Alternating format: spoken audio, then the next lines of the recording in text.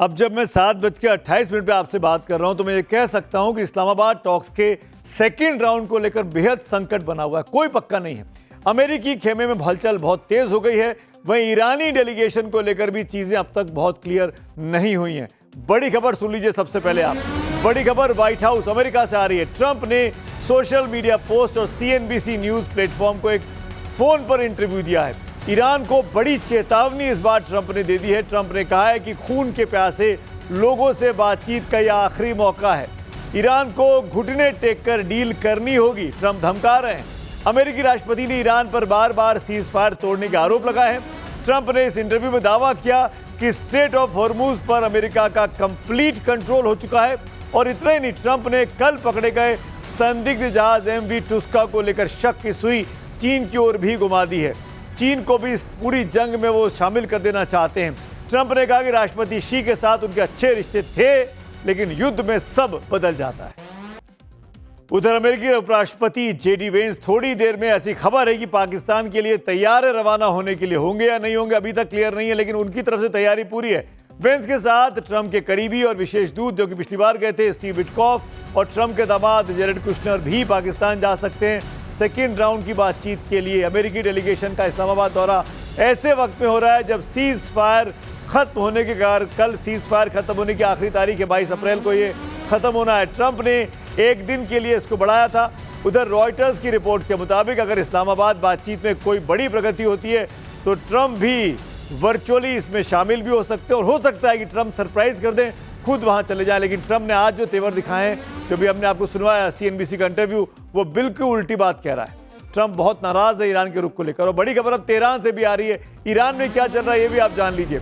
ईरानी सरकारी मीडिया ने उन दावों को सिरे से खारिज कर दिया है जिनमें कहा गया था कि ईरान की टीम पाकिस्तान के लिए रवाना हो चुकी है।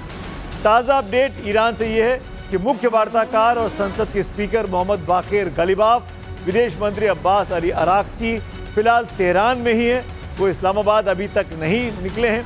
ईरान की ओर से फिलहाल वेट एंड वॉच की स्थिति बनी है। इससे पहले एक्सियोस के हवाले से खबर आई थी कि ईरान के सुप्रीम लीडर मुस्तफा खामेनाई ने बुधवार को इस्लामाबाद में होने वाले दूसरे दौर की बातचीत के लिए अपनी टीम को हरी झंडी दे दी है, लेकिन अब यह खबर डिनाई हो गई।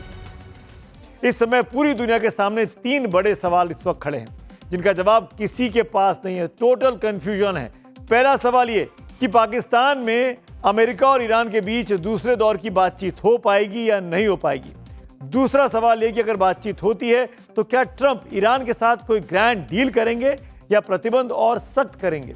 और तीसरा बड़ा सवाल ये कि क्या सीज फायर की मियाद जो कल खत्म हो रही है, उसके बाद क्या पश्चिम एशिया में फिर से मिसाइल, बम, गोला बारूद बरसने का सिलसिला शुरू हो जाएगा।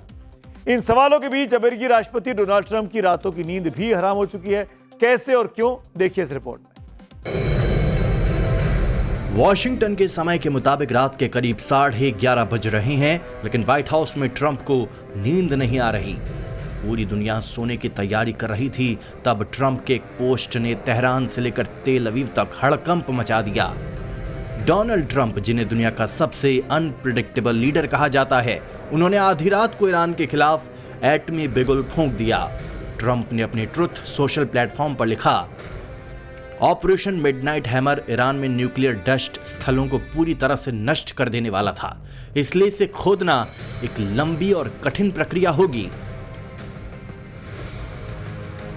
ट्रंप ईरान के एनरिच्ड यानी शुद्ध यूरेनियम के भंडार के लिए लगातार परमाणु धूल या न्यूक्लियर डस्ट शब्द का इस्तेमाल करते हैं। अमेरिका का आरोप है कि ईरान परमाणु बम बनाने के लिए यूरेनियम को शुद्ध कर रहा है। ट्रंप अकेले नहीं हैं। इधर इजराइल के प्रधानमंत्री बेंजामिन नेतन्याहू पहले ही कह चुके हैं कि वो ईरान को परमाणु हथियार नहीं बनाने देंगे। जाहिर है अगले 48 घंटे बेहद अहम हैं। ट्रंप का यह मिडनाइट मिशन दुनिया को तीसरे विश्व युद्ध की ओर ले जाएगा या फिर ईरान के एटॉमिक ख्वाब को हमेशा के लिए दफन कर देगा। डोनाल्ड ट्रंप ईरान के एनरिच यानी शुद्ध यूरेनियम स्टॉक को पूरी तरह हटाने या अपने कंट्रोल में लेने पर जोर दे रहे हैं, लेकिन ईरान ने साफ इनकार कर दिया है और यही ईरान और अमेरिका के बीच शांति प्रस्ताव में सबसे बड़ा रोड़ा है। पिछले साल जून में अमेरिका और इजराइल के हमलों से पहले अंतर्राष्ट्रीय परमाणु ऊर्जा एजेंसी यानी IAEA के मुताबिक ईरान के पास लगभग 441 किलोग्राम एनरिच्ड यूरेनियम था और 200 किलोग्राम 20% एनरिच्ड यूरेनियम था। एक्सपर्ट्स की बात माने तो 60% शुद्धता वाले यूरेनियम कुछ हफ्तों में 90% परमाणु बम बनाने की सीमा तक संवर्धित किया जा सकता है। यही वजह है कि अमेरिका इसे पूरी तरह खत्म करना चाहता है। लेकिन ट्रंप के ईरान के एनरिच्ड यूरेनियम को कब्जा कर लेने वाले पोस्ट के कुछ ही घंटे के बाद ईरान ने यह साफ कर दिया कि तेहरान संवर्धित यूरेनियम कहीं भी ट्रांसफर नहीं करेगा। ईरान ने भले ही अपने एनरिच्ड यूरेनियम सीधे अमेरिका को सौंपने से इनकार कर दिया हो, लेकिन बैकडोर कई विकल्पों पर चर्चा चल रही है। ईरान के एनरिच्ड यूरेनियम को 2015 के परमाणु समझौते की तरह रूस भेजा जा सकता है, जिसमें 11 टन से ज्यादा यूरेनियम भेजा गया था। लेकिन बड़ा सवाल है कि क्या ईरान से एनरिच्ड यूरेनियम को निकालना इतना आसान है? न्यूक्लियर एक्सपर्ट और पूर्व पेंटागन अफसर एंड्रयू वेबर के मुताबिक ये इतिहास का सबसे जटिल यूरेनियम हटाने का ऑपरेशन हो सकता है और इसकी वजह ईरान की इस्फान और नतांज न्यूक्लियर प्लांट्स अमेरिका और इजरायली हवाई हमलों में बुरी तरह तबाह हो चुके हैं। यूरेनियम गैस के फॉर्म में भारी सिलेंडरों में रखे जाते हैं। हमलों में इन सिलेंडर्स के नुकसान होने की आशंका से इनकार नहीं किया जा सकता। पूरा प्लांट अंडरग्राउंड है, एंट्री गेट भी मलबे से ढके हुए हैं। ऐसे में इस जगह पर किसी भी एक्टिविटी से रेडिएशन का खतरा बहुत बड़ा हो चुका है। ऐसा भी नहीं है कि अमेरिका किसी विदेशी धरती से पहली बार एनरिच्ड यूरेनियम को हटाने की सोच रहा है।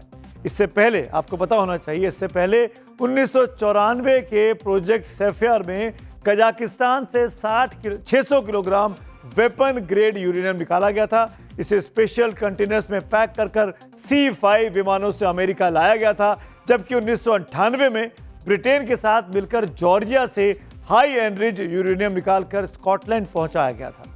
सेकेंड वर्ल्ड वॉर के दौरान कांगो से हजारों टन यूरेनियम आयात किया गया था, जिसका इस्तेमाल हिरोशिमा और नागासाकी पर गिराए गए एटम बम में किया गया था। ये सभी ऑपरेशंस तब सफल हुए क्योंकि उस दौरान वहां की सरकारों ने सहयोग दिया था।